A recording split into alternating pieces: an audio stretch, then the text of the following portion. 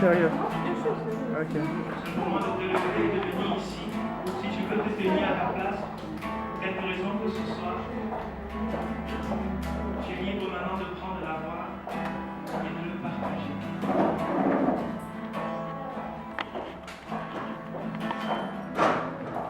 Bonjour et gloire à Dieu. Gloire à Dieu. Amen. Vous dormez, c'est pour ça. J'essaierai de dire que c'est un Dieu qui écoute les prières, mais c'est aussi un Dieu que quand les gens s'accordent pour demander quelque chose, on voit que vraiment ça nous agit. Et puis vite comme je le pense. Parce que on a eu à prier pour la salle depuis le début de l'année, mais il y avait comme l'impression que tout le monde se donnait par fond pour pouvoir non seulement crier à Dieu pour la salle, parce qu'on avait même une salle d'église, mais il y avait comme l'impression que c'était cette personne qui portait juste ce fardeau, mais tout le monde ne le portait pas. Et on investissait pas aussi, je crois, pas derrière, que chercher bien pour soutenir dans la prière. On a longtemps encouragé les frères, on a encouragé des frères qui puissent véritablement, même si on peut le temps, mais prier au moins pour pouvoir mener cela avec ça. Parce que ce qui est sûr, Dieu nous a donné la salle, mais il fallait qu'on la cherche, il fallait qu'on trouve là où Dieu avait mis. Parce que c'est quelque part là, mais si on ne cherche pas, on ne peut pas trouver ce que Dieu a prévu pour nous. Et si on passe nous tout à prier, on ne cherche pas, ça ne peut pas se faire, Dieu ne peut pas nous l'amener ça. Donc on a vraiment crié à Dieu. Et vraiment, cette semaine-ci, le pasteur m'a envoyé des liens de local qui correspondaient plus ou moins aux besoins, qui fait qu'on appelle pour pouvoir prendre rendez-vous pour les visiter, pour voir effectivement ça répond à nos besoins ou pas. Quand j'ai appelé, j'ai pris un contact et tout, et j'ai envoyé des visites que je vais faire pour différents frères, pour qu'ils puissent non seulement prier pour ça, que c'est vraiment s'il y a comme une seule parmi ces salles-là, qui nous la donne. Et à la suite donc, de tous ces salles-là, de toutes ces visites-là, on me dit qu'on a finalement présenté la demande, c'est la bonne nouvelle, qu'on a pris une salle, c'est que la visite m'a dit. Et je vois vraiment comment Dieu a quand même sa main agissante, parce qu'en une semaine, avec 3 ou 4 visites, je crois, des salles. Alors que par le passé, je n'avais pas vu ça. Je vois comment Dieu a amené cela à l'existence, parce que les frères sont bougés un peu dans la prière aussi, je crois. Ils sont un peu bombardés le ciel avec des prières pour dire que notre Seigneur dit qu'il faut la salle. C'est pas comme on est bien ici, mais pour la gloire, c'est à nous pour la gloire de Dieu. Et vraiment, je veux bénir Dieu pour cela, parce qu'il est pour nos prières. Et quand 2 ou 3 personnes s'accordent, ils sont assemblés, comme on est dans le second, nous sommes tous membres, quoi. On s'accorde véritablement pour demander quelque chose à Dieu. Relation, qui donne véritablement. Et nous, en voyant cela, c'est pas quelque chose, c'est comme passons, c'est quelque chose que l'on vit. Nous pourrons donc bénir, c'est pas de bénir encore du consommateur pour ce qu'il a fait, qu'il continuera, parce qu'il c'est un Dieu qui fait de grandes choses pour nous. Si on nous donne l'occasion pour qu'il puisse le faire, et quand nous donnons l'occasion à Dieu, il le fait pleinement. Amen. Amen. Gloire à Dieu.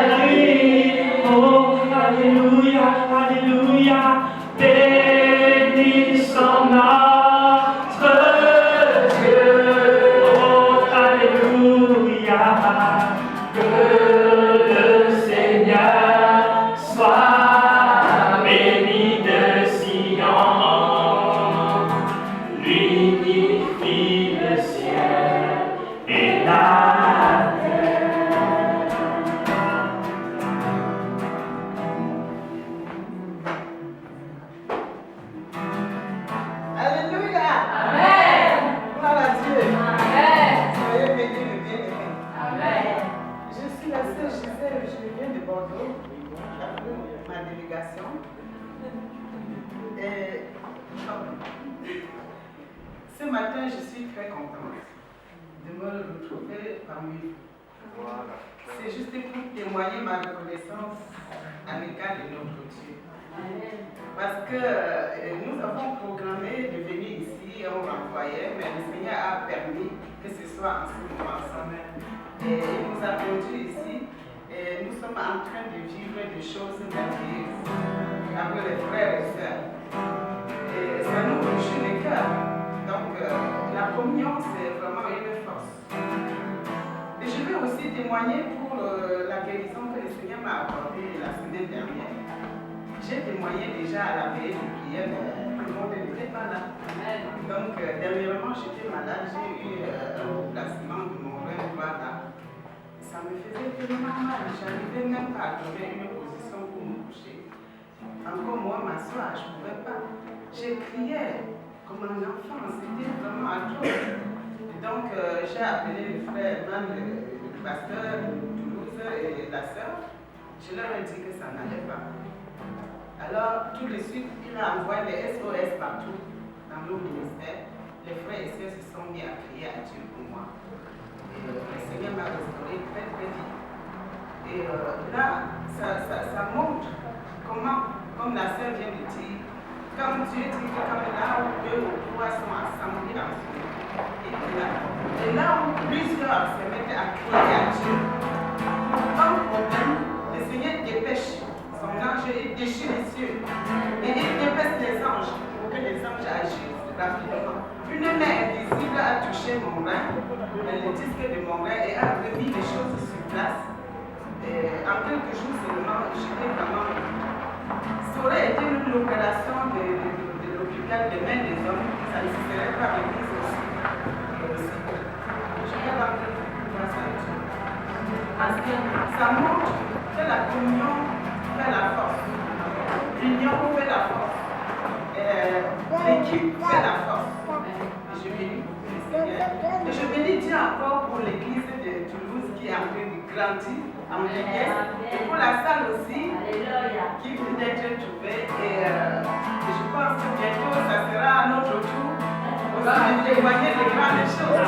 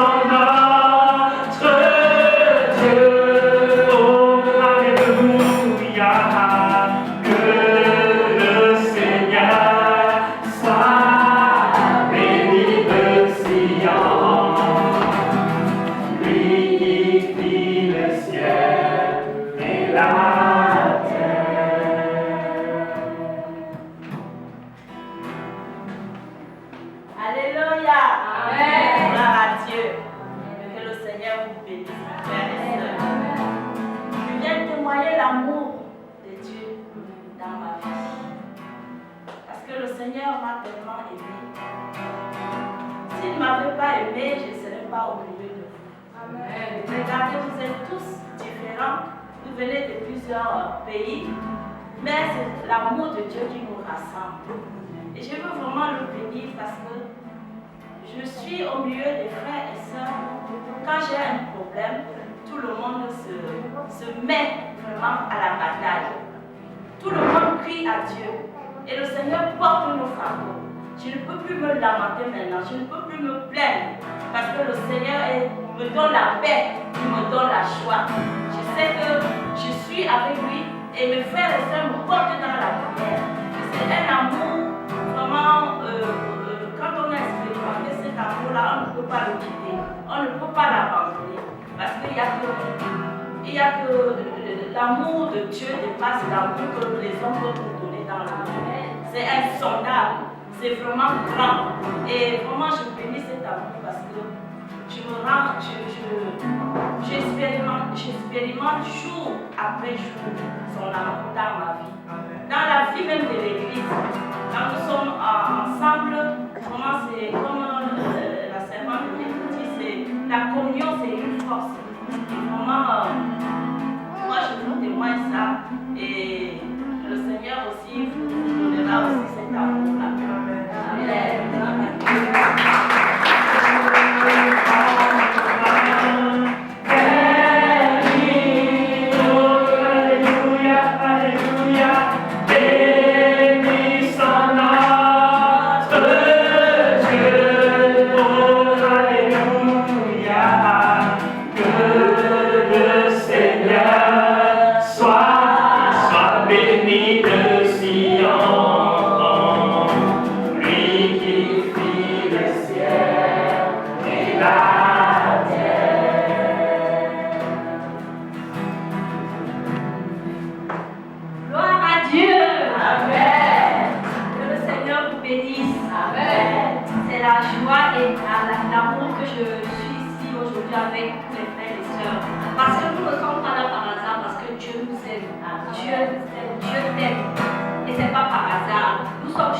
Dès le ventre de nos parents.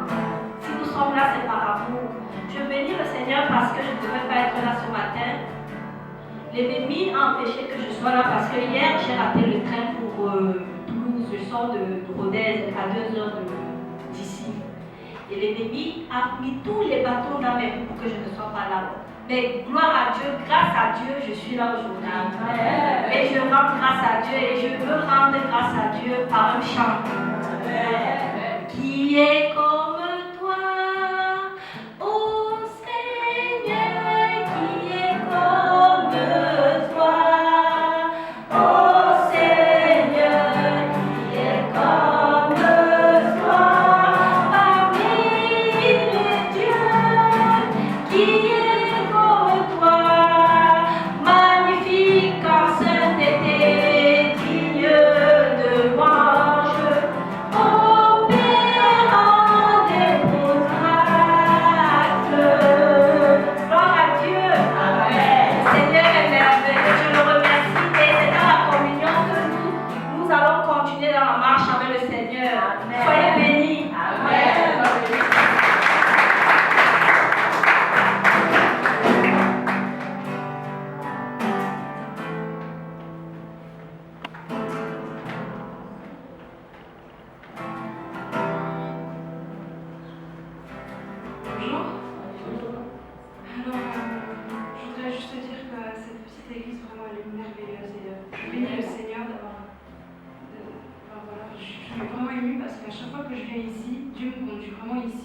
Et à chaque fois, il se passe toujours des trucs dans ma vie après. Enfin, que ça soit même par rapport au message, comme la dernière fois que je suis venue, il y avait le message sur l'amour qui m'a beaucoup percuté. Et ça a fait, si vous voulez, une brèche dans le mur, plus une autre brèche, plus encore une autre brèche, et le mur a finalement cassé. Et ça a donné lieu à 3 délivrances, 2 libérations. Mais c'était quelque chose d'énorme pour moi parce que ça m'empêchait, je ne m'en rendais même pas compte. Et à chaque fois que je viens ici, il se produit toujours quelque chose. Parce qu'il y a l'onction. Et s'il y a l'onction, c'est parce que les gens qui sont là sont prédisposés aussi à recevoir cette onction et ce message et cet amour. Voilà. Donc, vous êtes l'église la plus formidable que je connaisse. Et il se produit des miracles merveilleux. Mais même si c'est petit peut-être aux yeux des gens, peut-être ce que je vous dis par exemple, je vous assure que ça a été énorme. Voilà, je rends gloire à Dieu pour ses serviteurs et ses servantes. Vous êtes tous avec un cœur d'amour parce qu'il vous prédispose aussi à ça, et gloire à Dieu, parce que Dieu il a mis quelque chose en vous et que ça continue à pousser, que ça continue aussi à arroser. Restez dans cette grâce, cette cascade de grâce, parce qu'en même temps, vous faites répercuter cette grâce aussi sur les gens, parce que Dieu il vous utilise aussi au travers de messages, au travers de paroles. Enfin voilà, merci Seigneur, et merci Père, merci Papa. Amen.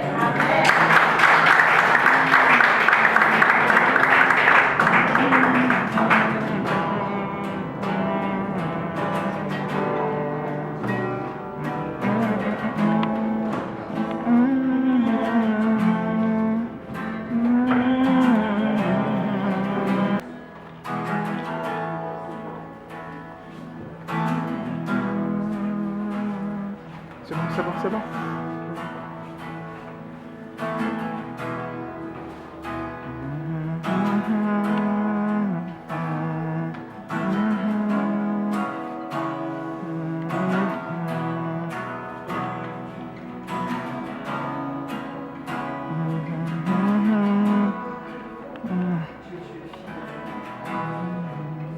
Dieu, tu es fidèle.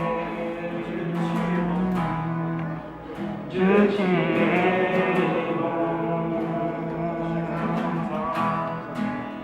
Je m'abandonne à tes pieds, que ta volonté s'accomplisse en moi. Dieu, tu es fidèle. Dieu, tu es fidèle. Dieu, tu es bon. Je m'abandonne à tes pieds, que ta volonté s'accomplisse en moi.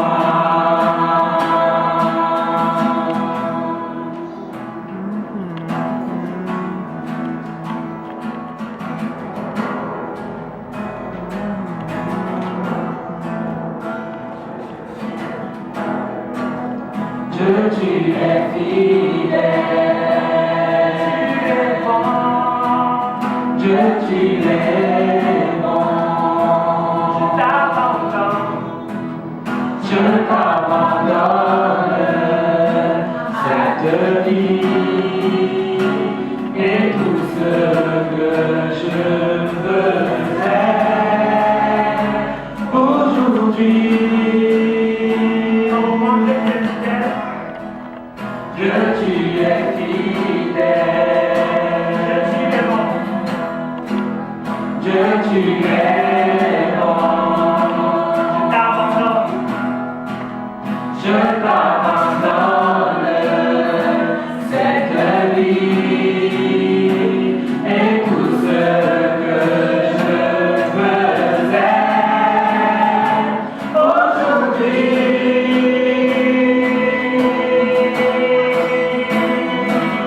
Grand et puissant Dieu, tu es.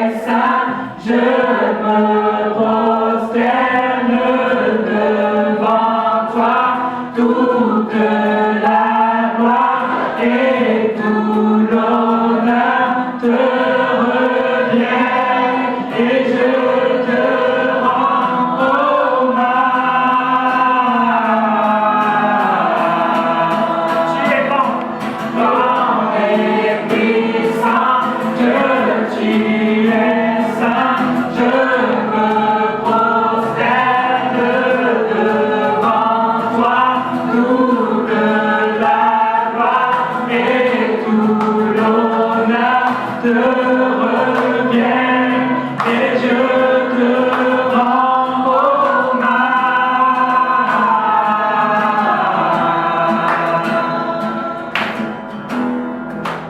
Dieu, tu es fidèle, tu es bon, Dieu, tu es bon.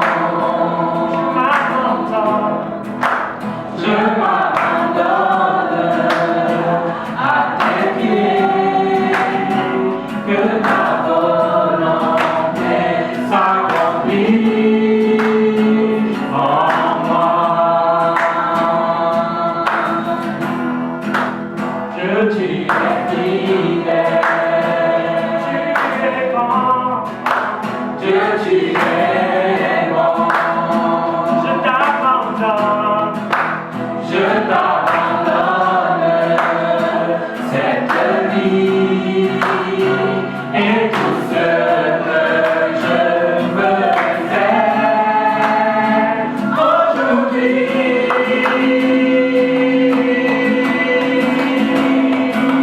Grand et puissant, Dieu, tu es saint, je me prosterne devant toi, toute la gloire et tout l'honneur te revient et je te rends hommage. Grand et puissant, Dieu, tu es saint, je me prosterne devant toi, toute la gloire et tout l'honneur te revient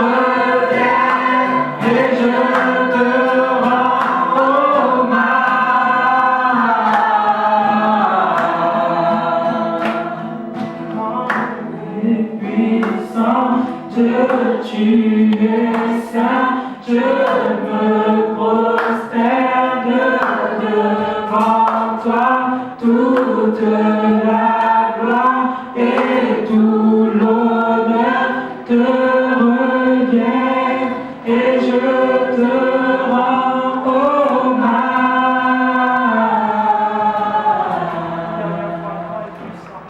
Grand et puissant, Dieu, tu es saint, je me prosterne devant toi, toute la gloire et tout l'honneur te revient et je te rends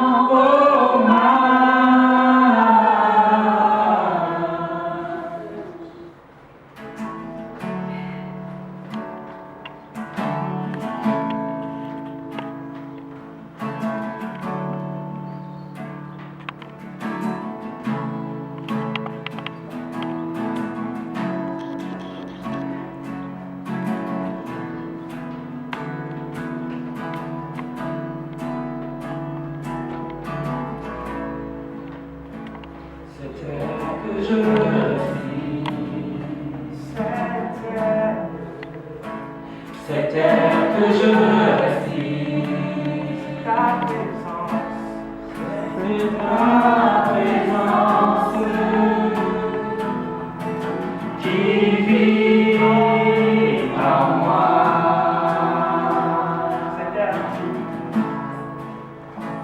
C'était que je suis, c'était que je suis, c'est ta présence, c'est ta présence qui vit en moi.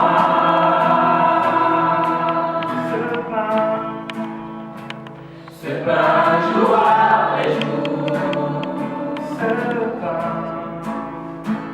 ce pain jour après jour, c'est ta parole, c'est ta parole donnée pour moi. Cet air que je respire, cet air que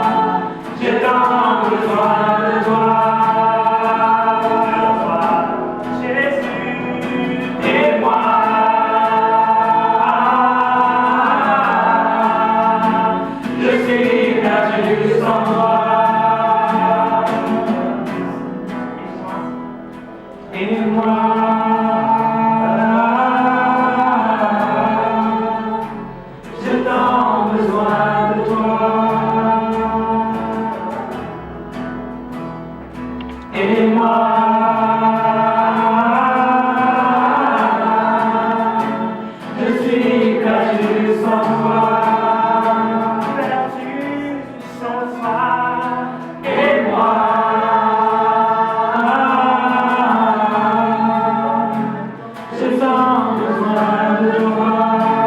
Prie ton Dieu ce matin. Aide-moi.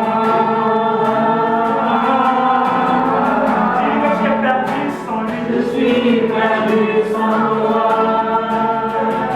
Dis que tu as tant besoin de lui ce matin. Aide-moi.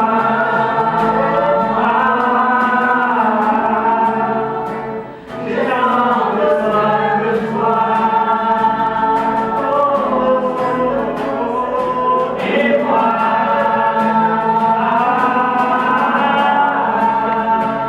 Je suis perdu sans toi. Aide-moi. Les chants sont en train de nous conduire à chanter.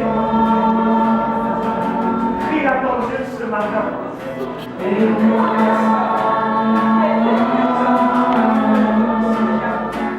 Je suis perdu sans toi.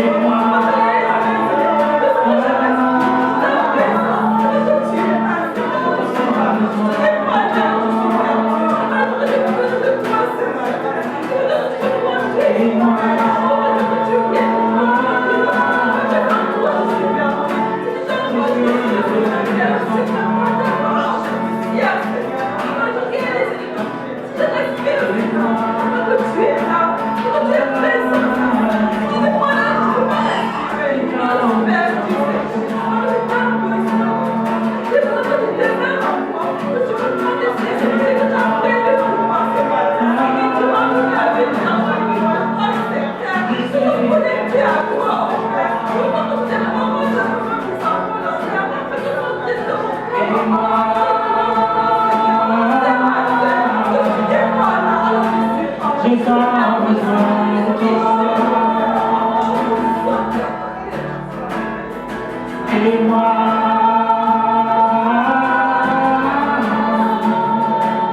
Je suis perdu sans toi.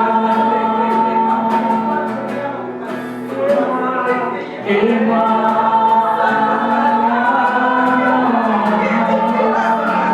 J'ai tant besoin de toi. Aide-moi.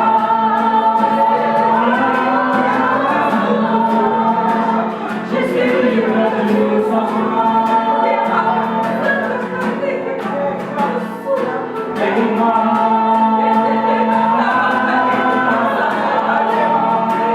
J'ai tant besoin de toi. Aide-moi. Je suis perdu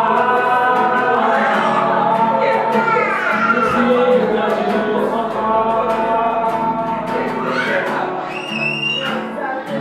Aide-moi.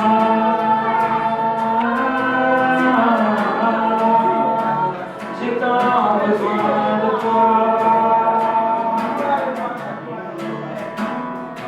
Aide-moi.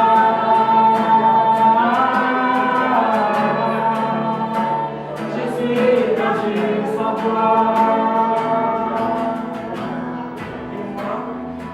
Aide-moi.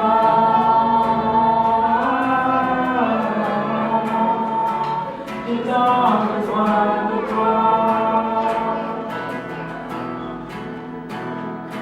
Aide-moi.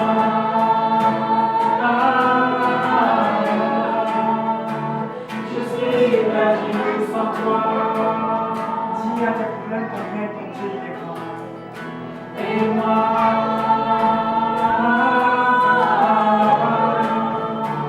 J'ai tant besoin de toi. Parle à cette situation qui te trouble ce matin. Aide-moi.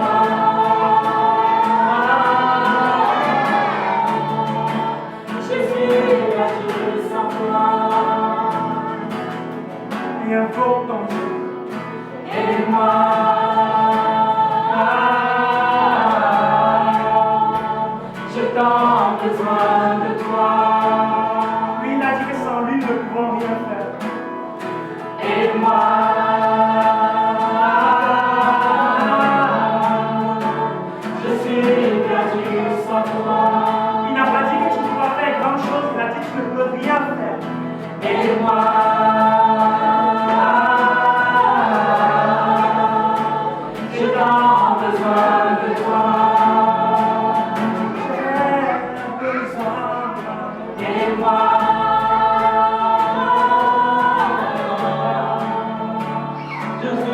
perdu sans toi.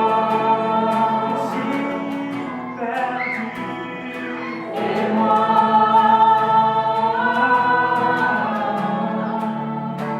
j'ai tant besoin de toi. Mon roi. Et moi,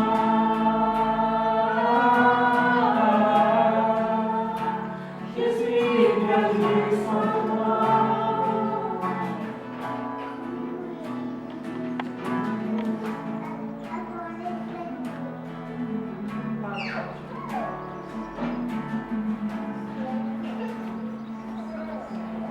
Ouvre-lui ton cœur ce matin.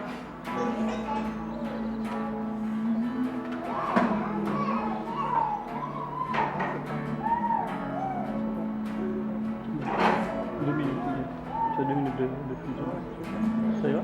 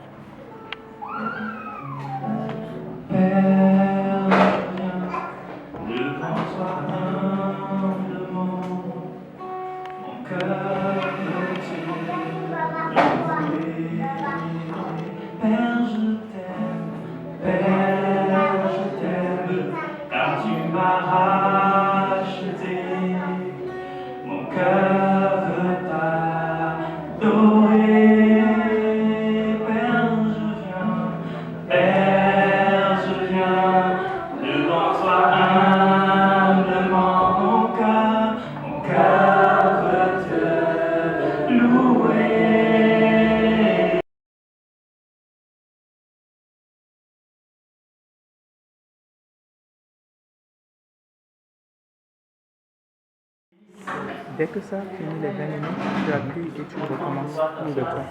Et c'est ça pour donner des sons tout le temps. Joyeux, dans la présence de ce Dieu. D'accord. Tu te tournes vers ton voisin et tu lui dis, mon frère, j'ai besoin de toi.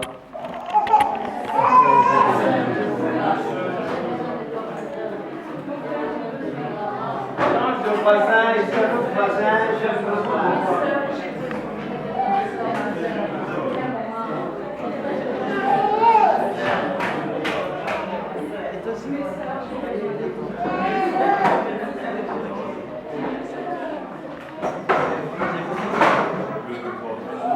Bien-aimé, je voudrais te dire que j'ai besoin de toi. J'ai besoin de toi. J'ai besoin de toi. Et je voudrais t'accueillir, toi qui es dans ce lieu pour la première fois. S'il te plaît, lève-toi. C'est la première fois que tu as été dans cette salle. Nous t'invitons à toi. Et le reste qui est assis vont juste leur dire, nous avons besoin de vous. Nous avons besoin de vous. Nous avons besoin de vous. Nous voulons souhaiter la bienvenue à nos frères aujourd'hui qui sont là, qui sont venus communier avec nous ce week-end, avec leur pasteur qui nous ont transporté depuis l'église pour venir à Toulouse communier avec nous. Nous voulons vous dire, bien aimés, que nous avons besoin de vous. À la sœur Daniela qui est partie de Rodez, nous voulons lui dire que nous avons besoin d'elle. Nous avons besoin de vous, frère. Amen. Amen. Amen. S'il te plaît, assieds-toi. C'est notre thème ce matin. J'ai besoin de vous, frère. La pépite de la semaine, qui se souvient de la pépite de la semaine? C'était affiché avant le culte, pour ceux qui sont arrivés à l'heure. Qui peut le réciter à nouveau? Qui peut le dire à nouveau? Qui l'a retenu? Ou qui peut le lire?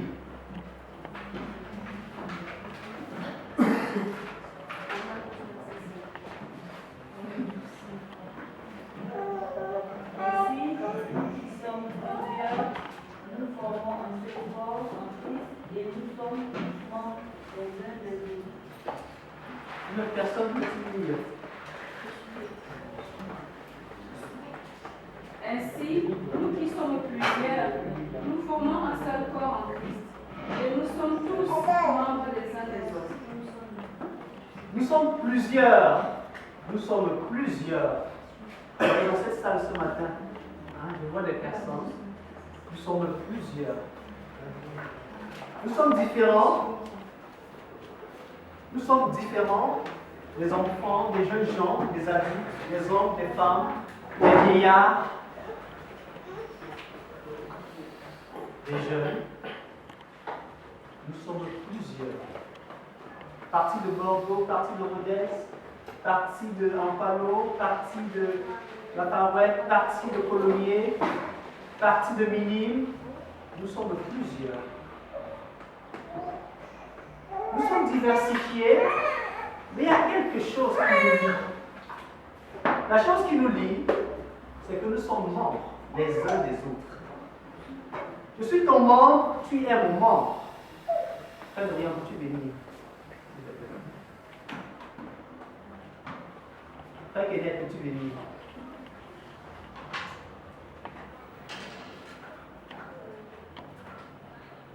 Le frère Kenneth, il est ma main gauche. Et le frère Dorian, il est ma main droite. Je suis le corps du frère Kenneth et je suis le corps du frère Dorian. Si le frère Dorian s'en va, je perds ma main droite et il perd le corps. Si le frère Kenneth s'en va, je perds ma main gauche et il perd le tronc. C'est pour cela que nous sommes tous les membres les uns les autres. Sans eux, je suis incomplet. Je ne suis qu'un tronc, sans main droite, ni sans main gauche. C'est pour ça qu'il a besoin de toi et tu as besoin de lui. Ce n'est pas parce qu'il est petit, mais tu as besoin de lui. Et ce n'est pas parce qu'il est grand que tu n'as plus besoin de lui. Tu as encore et toujours besoin de lui. Amen. Amen. C'est pour ça que nous sommes membres les uns les autres. Quand je m'en vais, s'il s'en va, je prive mon frère de sa main, s'il était ma main. Et il se prive du tronc, si j'étais le tronc, ou si je suis le tronc. C'est pour cela que nous sommes membres les uns les autres. Disons dans Jacques 4,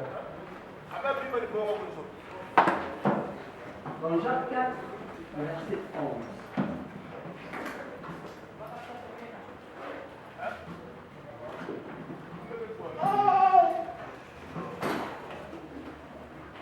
Si tu as trouvé, s'il te plaît, toi et Élie, à ton pouvoir.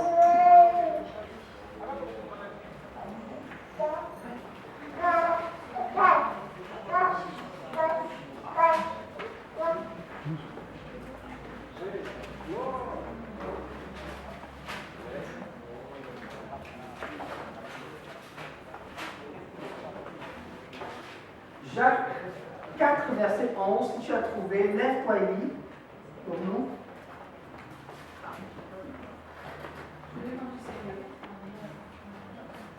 Ne parlez point mal les uns des autres, frères. Celui qui parle mal d'un frère, celui qui juge son frère, parle mal de la loi et juge la loi. Or, si tu juges la loi, Tu n'es pas observateur de la loi, mais tu en es juge. Amen. Amen. Je vais prendre deux autres membres. Frère Charles, s'il te plaît.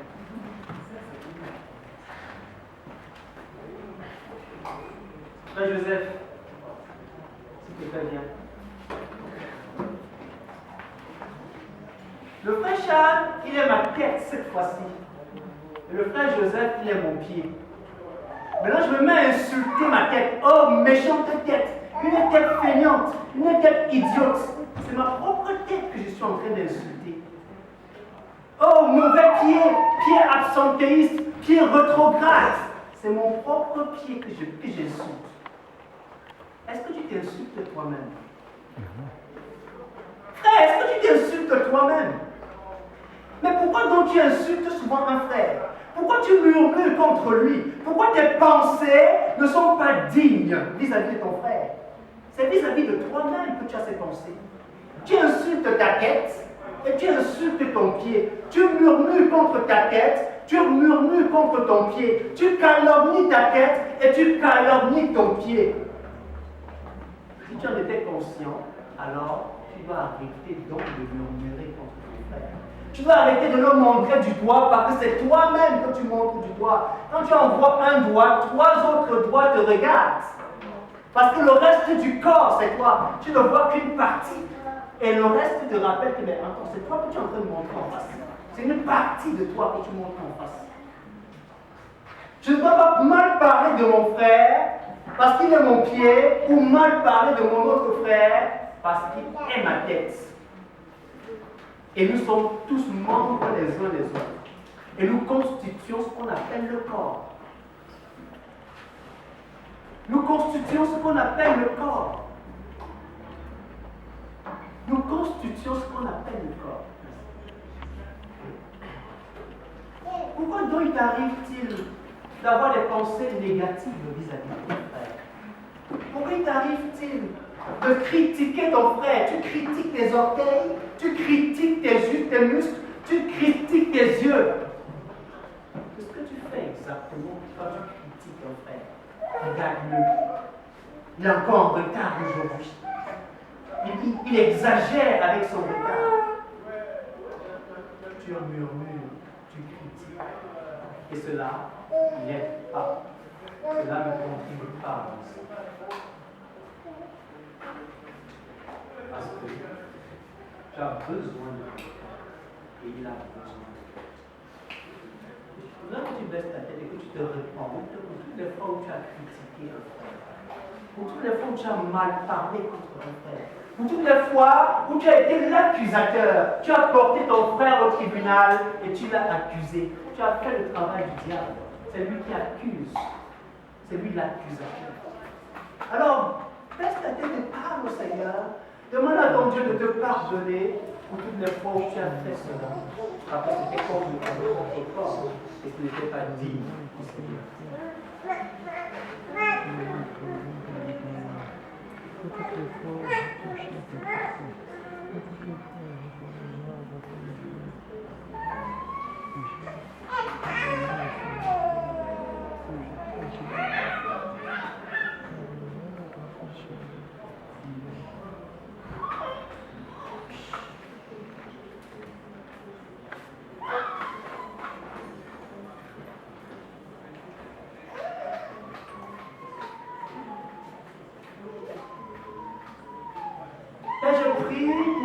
Ouvre les yeux de mes frères ce matin pour qu'ils comprennent le mystère du corps, qu'ils comprennent, Seigneur, ce qu'on appelle le corps.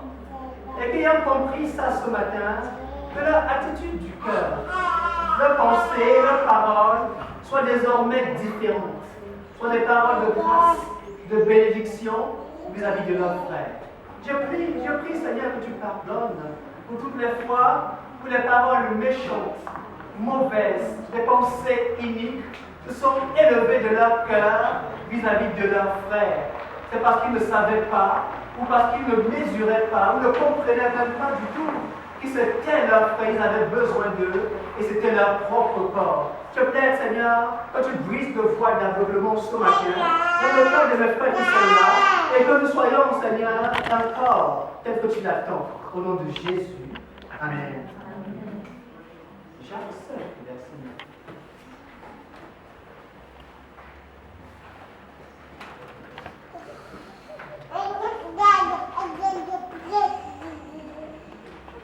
Gloire à Dieu. Amen. Ne vous plaignez pas les uns les autres, frères, afin que vous ne soyez pas jugés. Voici le juge est à la porte. Prenez, mes frères, une modèle de souffrance et de patience des prophètes qui ont parlé au nom du Seigneur. Amen. Amen. Ne vous plaignez pas. Ne vous plaignez pas. Ne te plains plus. Arrête de te plaindre. Arrête de te plaindre quand t'as abandonné. Arrête de te plaindre quand t'as pas appelé. Oh, on m'a pas fait un mail. On m'a pas fait un SMS. Oh, on m'a pas visité. Et tu te plains. Arrête de te plaindre de ce que ton frère t'a piqué. Oh, il m'a encore piqué. Oh, il m'a fait du mal. Oh, il m'a encore critiqué. Oh, il m'a blessé. Oh, il m'a humilié. Et tu te plains. Le Seigneur te dit ce matin, frère, arrête. Arrête. Ne te plains plus. Ne te plains plus. Dis à ton voisin, frère, ne te plains plus. Ne te plains plus. Le Seigneur te demande de ne plus te plaindre. Le Seigneur te demande de ne plus te plaindre. Frère, ne te plains plus. Le Seigneur te demande ce matin, frère Dorian, ne te plains plus. Mais bien aimé, ne vous plaignez plus. Pourquoi ne devons-nous pas nous plaindre? Parce que toutes choses concourent au bien de ceux qui aiment Dieu, de ceux qui sont appelés selon son dessein. Quand je me plains, je suis en train de dire que ça ne concourt pas à mon bien. Quand je me plains, je suis en train de dire que cette chose-là ne concourt pas à mon bien. Ce frère ne concourt pas à mon bien. C'est pour ça que mon moi se lève, il est blessé, il est choqué, il sort de sa cage, il m'écoeure. Et quand je commence à me plaindre, je suis amer. Et quand je suis amer, me mettre en retrait. Et je vais devenir ce qu'on appelle le cancer. Qui sait ce que c'est que le cancer? Une maladie. Qui sait? Oui. Le cancer, c'est une tumeur. C'est vous. Essaie de développer, tu fais peut-être ce qui est confronté à cela. C'est une maladie qui ronge petit à petit. C'est une maladie qui se développe dans le corps. Une tumeur qui se développe dans le corps et qui peut causer des métastases. De gros dégâts. Qui veut compléter ou bien qui a plus de lumière là-dessus? Oui. Oui, c'est dit que le cancer, c'est quelque chose qui affecte le corps, qui détruit le corps en fait. Qui détruit comme un virus, une bactérie, je sais pas. Mais qui détruit le corps avec Le cancer, en fait, ce sont des cellules qui refusent de s'intégrer au corps. Le cancer est dans le corps, mais il refuse de faire partie du corps. Alors il devient une tumeur, il devient une métastase. Il commence à bouffer les autres cellules et il grandit et il commence à nuire à tout le corps. Frère, dans cette salle nous sommes nombreux, mais toi seul, tu peux tout tuer si tu as un cancer. C'est pour ça que lorsque tu as une petite cellule cancéreuse, c'est dangereux pour tout le corps. On n'a pas besoin d'avoir tout un membre cancéreux pour être en danger. Une petite seule cellule est suffisante pour mettre la vie du corps en danger. Donc quand tu te comportes comme le cancer, tu mets la vie de tes frères en danger. C'est comme en fait. Vous voyez, je prends un verre d'eau. Donnez-moi un verre d'eau, s'il vous plaît.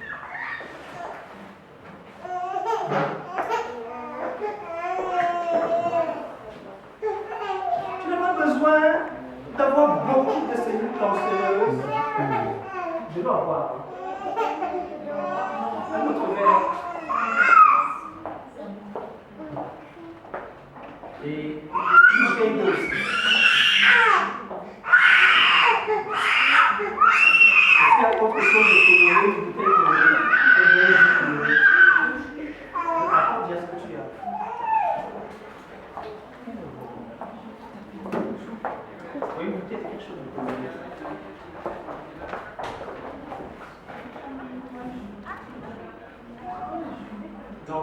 ce qui est coloré, peut-être du rouge, quelque chose qui est blanc.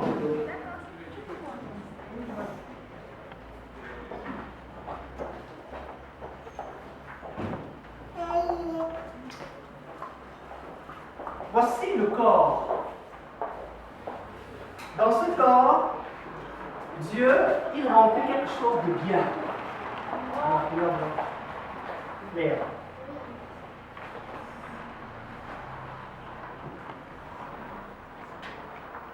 C'est sain, n'est-ce pas?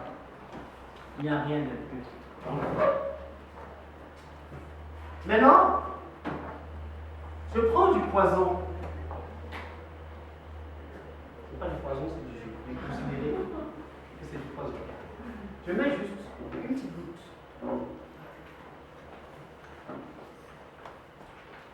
J'ai juste mis une goutte. Rien de grave, rien de méchant. Et même je vais rajouter des gouttes.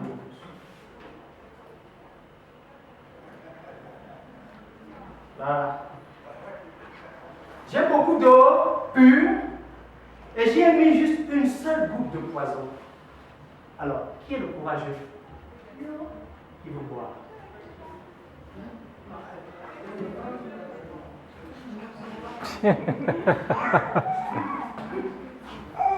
Empoisonné. Je n'ai pas besoin de beaucoup de poison pour envenimer tout mon eau, pour détruire tout mon eau.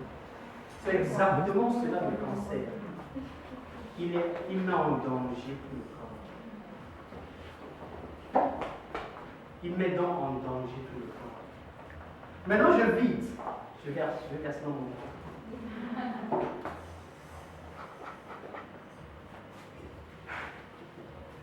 J'ai versé. Et le vase est là.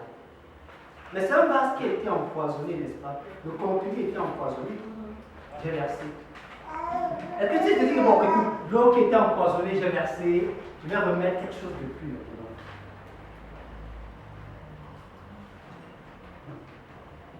Est-ce que tu aimerais boire? Non. Non. Clair. Il y a toujours des traces. Clair. Il y a toujours des traces parce que le cancer laisse des traces, même si tu le verses. Qu'est-ce qu'il faudrait que je fasse? Il faut le laver. Et si je le lave et je te mets de l'eau dedans, est-ce que tu vas vraiment le boire? Si je désinfecte, est-ce que tu vas vraiment le boire?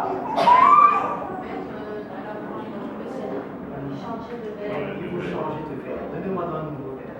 C'est à gangréner, à infecter tout le corps, même si on le coupe, on le jette, il laisse encore des traces qui peuvent toujours continuer à nuire au corps. Ce dont j'ai besoin de quelque chose de neuf. J'ai besoin de quelque chose de transformé. J'ai besoin de quelque chose de nouveau. Que l'ancien corps soit détruit, soit anéanti et qu'on produise un nouveau corps. Un corps qui n'a rien d'impureté. Un corps qui repart sur de bonnes bases. Alors, Dieu à nouveau me verse. Ah, et on a encore mal parlé de moi. Est-ce que tu es au courant? La nouvelle est déjà parvenue. Frère,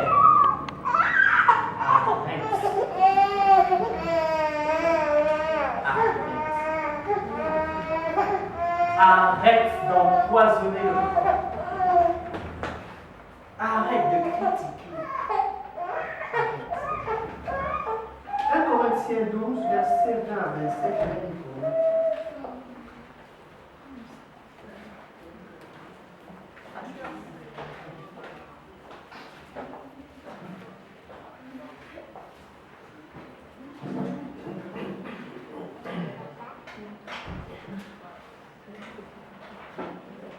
Maintenant donc, il y a plusieurs mondes et un seul corps. L'œil ne peut pas dire à la main, je n'ai pas besoin de toi. La tête dire aux pieds, je n'ai pas besoin de vous. Mais bien plutôt, les membres du corps paraissent être faibles sont nécessaires.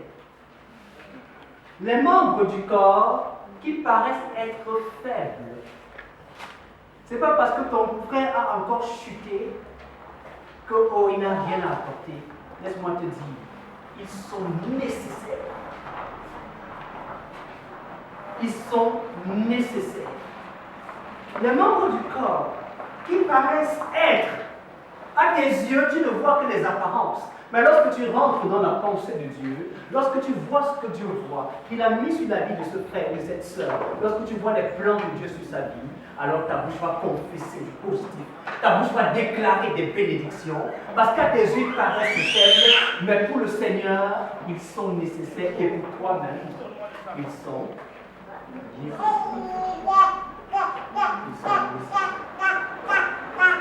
et ceux que nous estimons être les moins honorables du corps, nous les entourons d'un plus grand honneur. Ainsi, nos membres les moins honnêtes reçoivent le plus d'honneur, tandis que ceux qui sont honnêtes n'en ont pas besoin. Dieu a disposé le corps de manière à donner plus d'honneur à ceux qui en. À ceux qui en. Non, dis-le très bien. Je vais relire pour que tu comprennes bien. Dieu a disposé le corps. De quelle manière? À donner plus d'honneur à ceux qui en. Comment Dieu peut donner plus d'honneur à ceux qui manquent?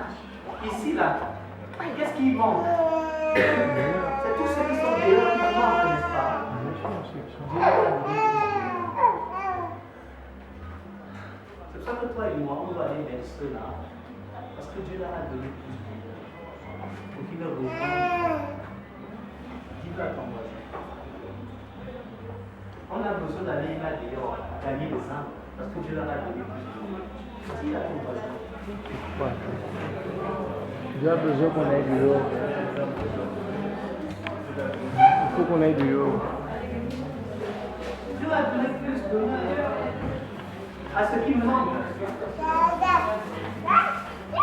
C'est pour cela qu'il peut laisser les 99 et courir vers la seule brebis qui s'est égarée, qui s'est perdue, parce que Dieu a donné plus d'honneur à ceux qui manquent. Alors si ton membre a rétrogradé, comme tu aimes le dire, a perdu Dieu, comme tu exagères souvent, sache que Dieu lui a donné plus d'honneur.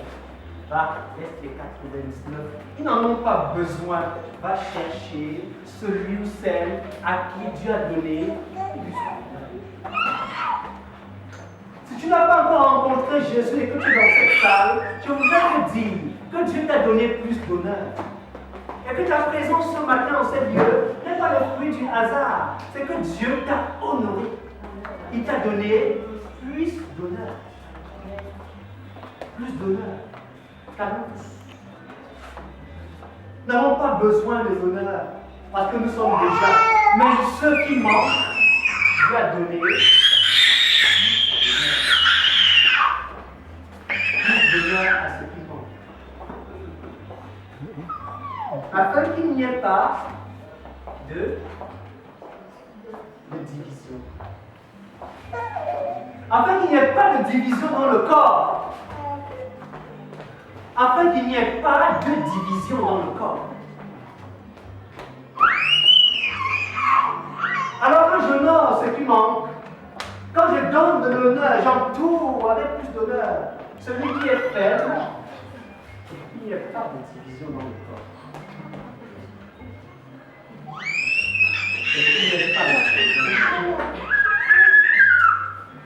Mais que les membres aient également soin les uns des autres. Que les membres aient également soin les uns des autres. Les uns. Tu dois te visiter, tu dois me visiter, on s'entretient. Je veille sur toi, tu veilles sur moi. Tu t'appelles, tu m'appelles. On a soin les uns des autres. Je prie pour toi, tu pries pour moi. Parce qu'en fait, je prie pour moi-même, tu es mon corps. Et tu pries pour toi-même, tu es ton corps. Pas besoin de te rappeler. Qu'il lave tout son corps et laisse son petit orteil pour que l'eau ne touche pas.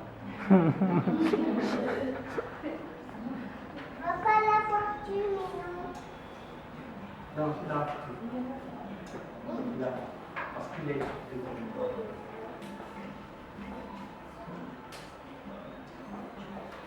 2 Corinthiens 2, versets 12 et 13.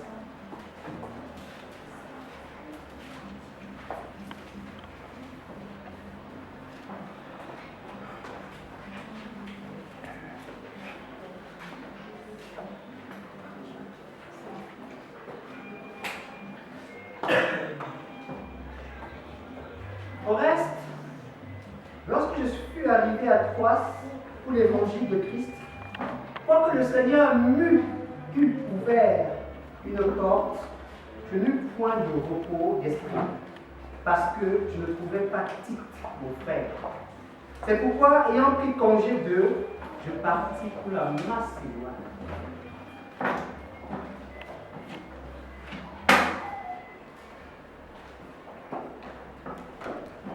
Voilà un homme qui arrive. Cet homme s'appelle l'apôtre Paul. Il arrive dans la ville de Troie. C'est le Seigneur qui l'amène dans la ville de Troie. C'est le Seigneur qui ouvre les portes pour l'évangile dans la ville de Troie. L'Esprit de Dieu, le Saint-Esprit, il est là pour commencer à accomplir des miracles et à sauver les hommes. Mais le cœur et l'esprit de Paul ne sont pas tranquilles. Le cœur et l'esprit de Paul ne sont pas tranquilles. Il est là où Dieu voulait qu'il soit. L'Esprit de Dieu est à cet endroit-là. Mais son cœur, il n'est pas tranquille. Et qu'est-ce qu'il fait? Son frère Tite n'est pas là. Frère, ton frère est prioritaire sur l'œuvre. Ton frère est prioritaire sur l'œuvre de Dieu. Parce que ton frère, c'est d'abord lui l'œuvre de Dieu.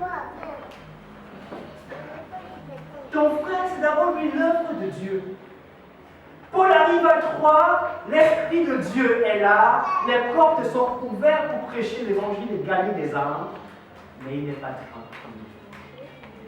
Son frère Tite manque. Il a besoin. Il veut prêcher l'évangile tout seul. C'est un apôtre célèbre, renommé, formé, bâti, éloquent, puissant. Mais Tite, son frère, n'était pas là. Il était incomplet. Étant incomplet, il a dû prendre congé des habitants de Troie pour repartir à Macédoine chercher son frère Tite. Parce que son frère était prioritaire. Ton frère est prioritaire. Dis-le pour toi-même, mon frère est prioritaire. Ma soeur est prioritaire. Prioritaire par rapport à toutes choses. Prioritaire dans sa globalité. C'est pour ça que lorsque tu te présentes même devant le Seigneur et que tu as quelque chose dans ton cœur vis-à-vis de ton frère, Dieu dit: je ne te reçois pas, ton frère est prioritaire. Va voir ton frère. Fais la paix avec ton frère. Parce que ton frère, il est au-dessus des priorités. C'est quand tu as fini la priorité que tu peux apporter ton offrande et le présenter devant le Seigneur. Ton frère est prioritaire. Ma soeur est prioritaire.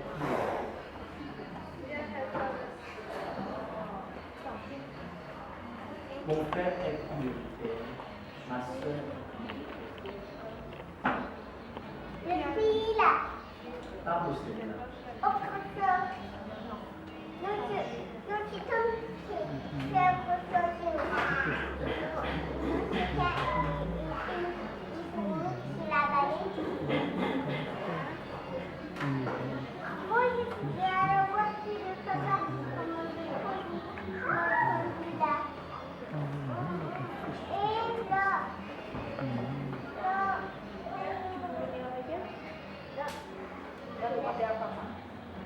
Papa?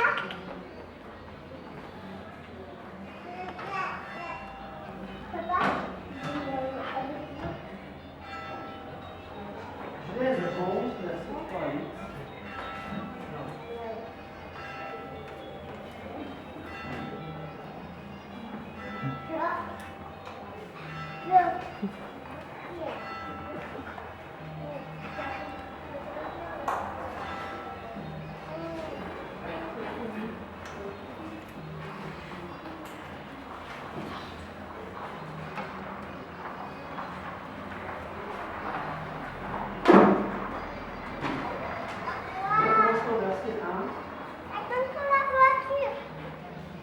Toute la terre avec une seule langue. Le même mot. Comme ils étaient partis de l'Orient, ils trouvèrent une plaine au pays de Shinar et ils y habitèrent. Ils se dirent l'un à l'autre, allons, faisons des briques, cuisons-les au feu, et la brique leur servit de pierre, et le bitume leur servit de ciment. Il dit encore, allons, bâtissons-nous une ville et une tour dont le sommet touche au ciel, et faisons-nous un nom, afin que nous ne soyons pas dispersés sur la face de la terre, de toute la terre. L'Éternel descendit pour voir la ville et la tour que bâtissaient les fils de l'homme, et l'Éternel dit, voici, ils forment un peuple, un seul peuple, et ils ont tous une même langue. Et c'est là ce qu'ils ont entrepris. Maintenant, rien ne peut les empêcher de faire tout ce qu'ils auraient projeté. Ils forment un seul peuple. Voilà ce qu'ils ont projeté. Dieu lui-même dit, rien ne peut les empêcher de réussir. Pourquoi? Parce qu'ils étaient un seul peuple. Si toi et moi, nous sommes un seul peuple, rien ne peut nous empêcher de réussir. Rien du tout.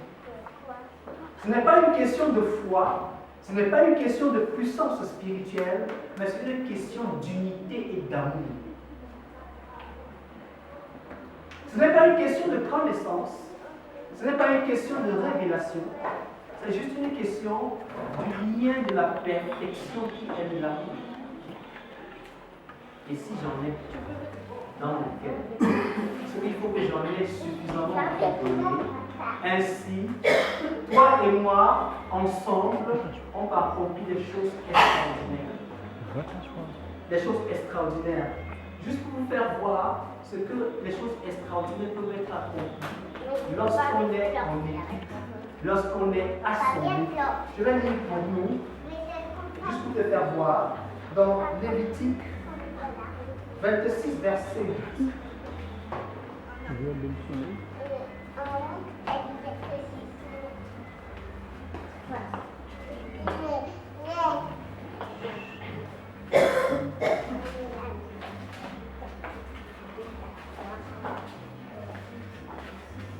Je lis pour nous, à partir du verset 7, vous poursuivrez vos ennemis et ils tomberont devant vous par l'épée. 5 d'entre vous en poursuivront 100, et 100 d'entre vous en poursuivront 10 000, et vos ennemis tomberont tous devant l'épée. 5 poursuivent combien? 100. 5 poursuivent 100. Et 100 poursuivent combien? 10 000. 100 fois plus. Ça fait combien de fois plus? 100 fois plus. 100 fois plus. 100 fois plus. Si on ramène cela à l'échelle de temps, ça veut dire que une personne poursuit combien? Une règle de fois. Une personne, 80. Non, ça fait 100 personnes en groupe. Une personne poursuit combien? 20, c'est ça? 20 personnes, oui. Une personne poursuit 20. 2 personnes poursuivent combien?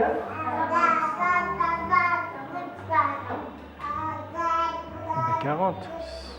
Si on fait la règle de cas, ça fait 40.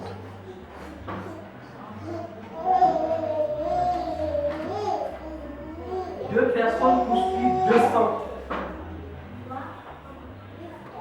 Parce que c'est un ratio de 10 fois plus. Donc si frère, toi et moi, on se met ensemble, il y a déjà 200. Mais si je suis seul, je ne peux poursuivre que 20. Est-ce que tu vois la puissance de l'équipe?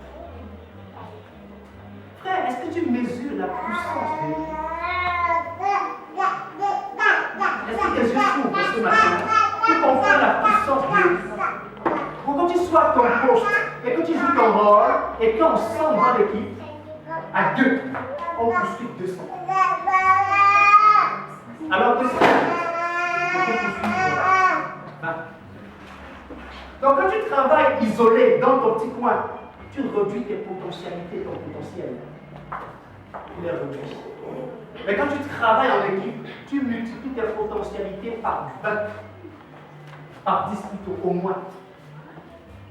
Au moins par 10.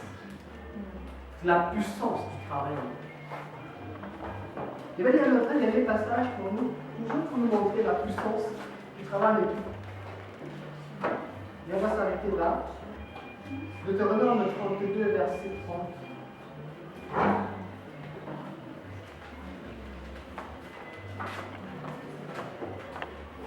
Comment un seul en poursuivrait-il 1000?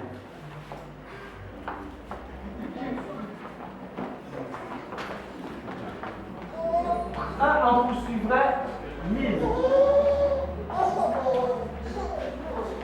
Comment un seul en poursuivrait-il 1000 et 2 mettrait en déroute 10 000? C'est un ratio de 100, de 10. Quand on passe à 2. 2 poursuivent 10 000.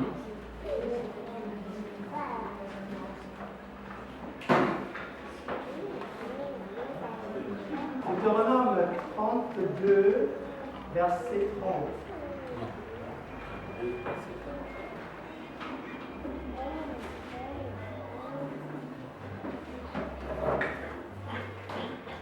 Et ici, elle dit,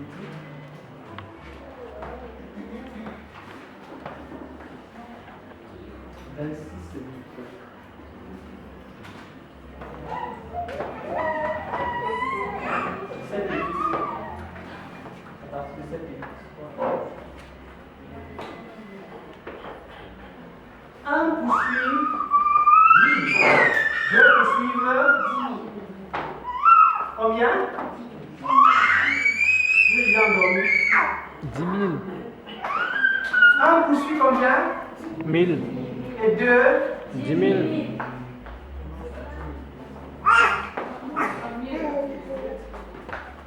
Ouvre la Bible. Lis. Non, je n'ai pas lu. C'est pour ça que tu ne comprends pas. Les mathématiques disent. Un poursuit combien? 1000. Et 2? 10 000. Est-ce que vous voyez la puissance de Dieu? Ton cœur a été blessé, affligé, affecté par qui que ce soit. C'est le moment de guérir. La guérison est dans cette salle ce matin. Et Dieu veut te guérir. Afin que tu ne sois plus un cancer, que tu ne sois plus jamais un cancer. Mais que, te joignant à tes frères, tu augmentes le potentiel que vous avez quand vous êtes en vie. Quel est le cœur très affecté, très affligé, très blessé, très meurtri? Il a besoin spécialement qu'on prie pour lui. Si tel est ton cas, viens juste en mentir. Et nous allons prier. Est-ce qu'il y a d'autres personnes qui ont eu le cœur tellement affligé, tellement meurtri, qui se sont tellement plaints? La plainte fait partie désormais de leur vie, les critiques aussi. Viens juste en main, notre sœur. Et nous allons prier. Allez.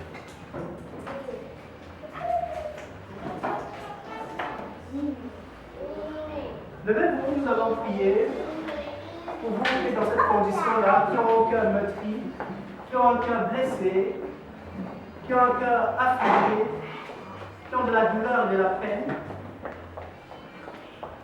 qui se plaignent.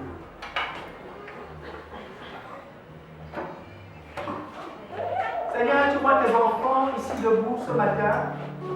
Tu es venu, Seigneur, pour nous guérir. Tu es venu, Seigneur, pour penser nos blessures.